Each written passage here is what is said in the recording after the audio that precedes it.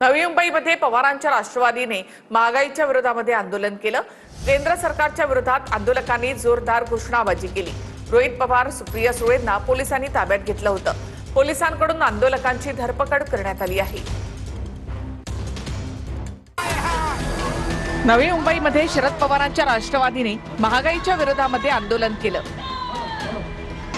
यावेळी चूल मांडून आणि भांडी वाजवून हे आंदोलन करण्यात आलं।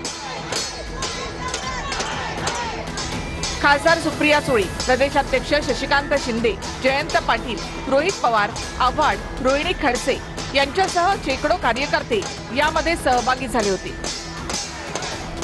सिडको एक्झिबिशन बाहेर मोर्चा अडवण्यात आल्यानंतर यावेळी पोलीस आणि आंदोलकांमध्ये झटापट झाली। आंदोलक आणि पोलिसांमध्ये शाब्दिक चकमक आणि ढकलाढकली झाली।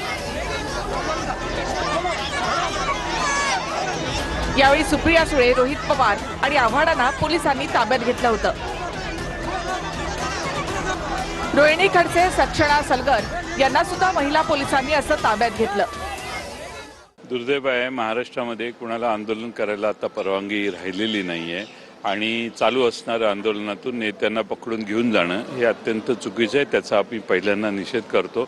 महाराष्ट्रामध्ये महागाई प्रचंड वाढली आहे, भारतात वाढलेली आहे। जगात पेट्रोलचे दर कमी झाले तरी या देशातल्या सरकारने कधीही दर कमी केले नाही, म्हणून सामान्य जनता प्रचंड अस्वस्थ झालेली आहे। महागाई, बेरोजगारी, प्रचंड होणारा भ्रष्टाचार आणि या परिस्थितीमध्ये देशाची आर्थिक परिस्थिती, सामाजिक परिस्थिती आणि राजकीय परिस्थिती ही सगळीच प्रचंड अडचणीत आलेली आहे। इथं जर आपण बघितलं तर महागाई जी मोठ्या प्रमाणात वाढत चाललेली आहे, लोकांचं जीवन अवघड होत चाललेलं आहे। ज्याच्यात पेट्रोलचे भाव वाढले, डिझेलचे भाव वाढलेत, गॅसचे भाव वाढलेत, घरगुती गॅस, कमर्शियल गॅस आणि इतरही महागाई जी मोठ्या प्रमाणात वाढत चालली, जेणेकरून सामान्य व्यक्ती, मिडल क्लास हा जो आज त्या ठिकाणी अडचणीत आलेला आहे, त्यांच्या वतीने त्यांचा आवाज बनून सरकारपर्यंत आमचा आवाज जावा, त्यांचा आवाज जावा।